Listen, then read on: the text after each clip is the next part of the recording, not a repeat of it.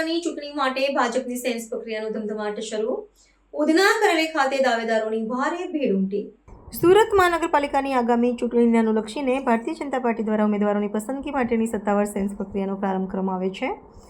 આ રાજકીય ગતિવિધિઓના ભાગરૂપે શહેરના ઉધના સ્થિત પક્ષના મુખ્ય કાર્યાલય ખાતે સવારથી જ ઉમેદવારી કરવા ઈચ્છુક આગેવાનો અને તેમના સમર્થકોની ભારે ભીડ ઉમટી પડી હતી.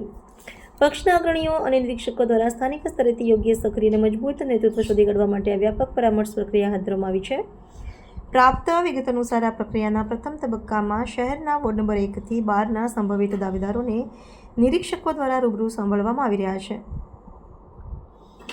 સમગ્ર કામગીરીને સુચારુ અને વહીવટી રીતે સરળ બનાવવા માટે પક્ષ દ્વારા નિરીક્ષકોને 4 અલગ અલગ જૂથમાં વહેંચવામાં આવ્યા છે.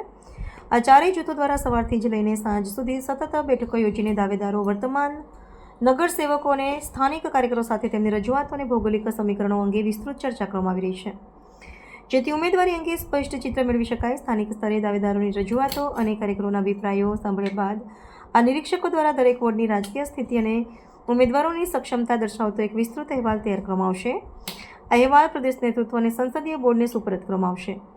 પ્રદેશ કક્ષાએથી તમામ પાસાઓની ઝીણવટભરી ચકાસણી કરી અને મંથન કર્યા પછી જ મહાનગરપાલિકાની ચૂંટણી માટેના અંતિમ ઉમેદવારોના નામની સત્તાવાર જાહેરાત કરવામાં આવશે, જેને પગલે હાલ સ્થાનિક રાજકારણમાં ભારે ઉત્કંઠાનો માહોલ જોવા મળી રહ્યો છે.